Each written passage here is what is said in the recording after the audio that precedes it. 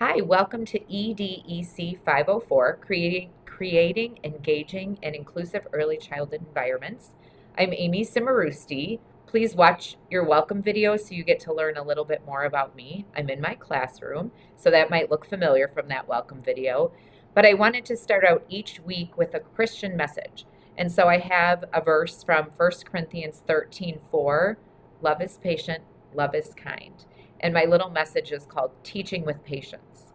Early childhood classrooms are full of energy, questions, big emotions, and repeated instructions. Patience is not simply waiting quietly, it's choosing to respond with grace when the day feels overwhelming. Each child is learning at a different pace, and our calm presence can help children feel safe enough to grow. And please pray with me. Lord, give me patience when my classroom feels chaotic.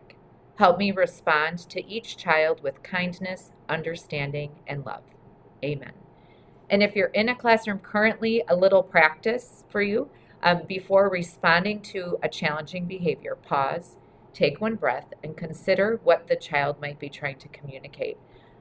Early on in my teaching career, when I feel like I was at the end of my rope, I would just walk down the hall to get a Pepsi from the vending machine. The vending machine is long gone, but just that little break of having a few minutes to myself where I knew my children were safe, it gave me a little chance to reset. I have to say the caffeine was not too bad either to add to my mood, but finding ways to really be able to react to children's emotions in a calm way.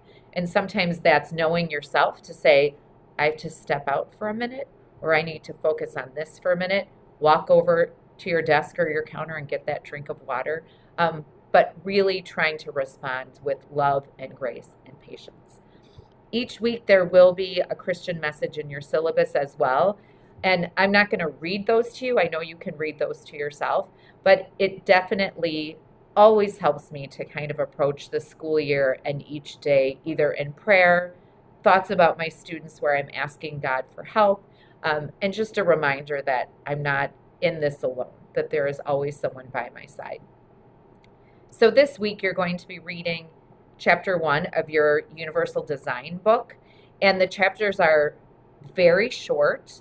The textbook is interesting because it was rewritten after COVID, so there's a lot of information in the textbook that relates to virtual learning, and I hope we never have to go back to that, but I also appreciate keeping that mindset of if we needed to ever do remote learning, how do we prepare our students for that when they're away from us?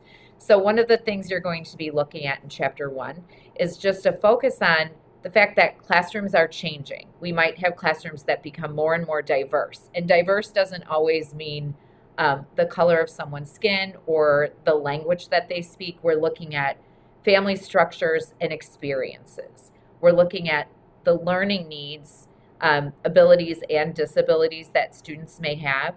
We look at culture and race and language and also academic rigor. So I know in our school, our kindergarten has become very structured, very rigorous, and it changes, I think, our feeling on who is ready for kindergarten because it isn't the way it was 20 years ago.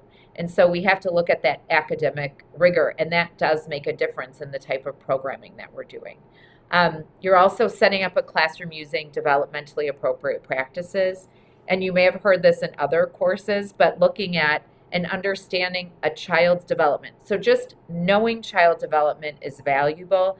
And then looking at your individual children to see when we look at DAP, where do they fall with their skill level, what they're working on, what skills do they already bring to the table, and what are we going to help them learn and gain. And also looking at what is culturally appropriate. So I had a visit with a little guy who is Korean, and he calls his sister Nuna.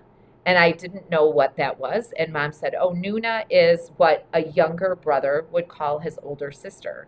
And I said, okay, and what name does Roy use? And she said, there isn't one. There isn't a name in the Korean culture that supports the younger sibling. And she said it's a sign of respect that he gives to his older sister by calling her Nuna. So learning those things and understanding Roy's culture certainly can help me be a better teacher and meet his needs and encourage all of the things that he knows that I don't know. I mean, I think that's amazing. Um, you're going to be reading pages 1 through 21 in your Ecker's ebook. So if you've ever heard of Ecker's, it's an environmental rating scale, and it is a fairly inclusive book that looks at an environment and helps someone kind of give you a grade on what's going well and how you can improve. I use it in our program just to look at different areas of the curriculum to say, I think we're at a 2, let's try to work on getting to a 3. And the Ecker's ebook kind of takes that rating scale a little further and really focuses in on curriculum and looking at literacy and science, and also that little bit of creative, imaginative, fine arts. And so that book you're going to be looking at, and I'm sorry, and diversity too. So you're going to be reading that, looking at it just as a general tool. It is going to come into a play in your first assignment. So look through those pages just to kind of get an understanding of why it was created, how it can be used. This educational observation also takes into consideration things like lesson plans, child records, displays. You might walk into my classroom and say, okay, I don't see anything related to literacy today. But looking at lesson plans of literacy that I maybe had done an activity the day before, pulling out a child portfolio to see what we had been working on and have over maybe the past month. So it takes into consideration more than just that one visit to the classroom. There's a fairly lengthy video, so prepare yourself, an hour and a half looking at this Ecker's overview. And again, Ecker's is a very useful tool, and it is recognized internationally. So I would expect that at some point in your career, you're going to run across this Ecker's. The next thing, there's several videos that I love. I love all of these things, but one on Montessori programming, one on Reggio, one looking at the project approach and high scope. And so you're going to be looking at those, and for your discussion question 2, you're going to be comparing the similarities and differences. So read through discussion 2 first, so you get an idea of what you're looking for. So as you watch those videos, which are very short, you can take some notes of where you see similarities and differences. And what I would like in your posts, we have a small group. There's less than 10 of us, and I want the posts to be engaging. And so maybe it is asking a question to your peer, but also if they ask you a question, make sure you're looking back at your post to give them a response. So like other classes, posts are going to be made by Thursday and responses done by Sunday. And one of the things you need to be aware of is you need to use that APA format in your posts. And so if you're referring to a video, you need to use that APA format to kind of cite which video you were using.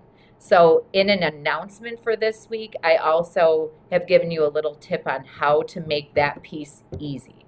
So if you use this Purdue OWL, they have great resources where you can just plug in a YouTube link and it will spit out the citation for you, or you can import some of the information from that video to get that post. So you don't necessarily have to know how to do it, you just have to know what tools to use to help you out.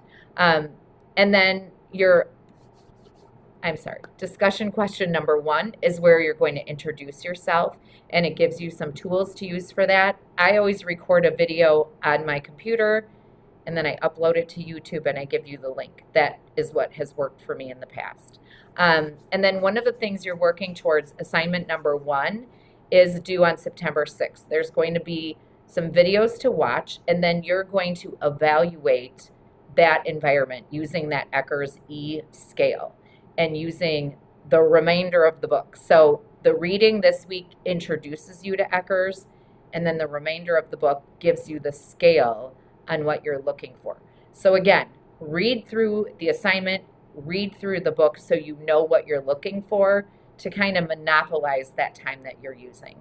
So I look forward to working with you this semester. I'm excited to get to know you and watch your videos. And please, at any time, reach out to me. I'm happy to help you along this journey.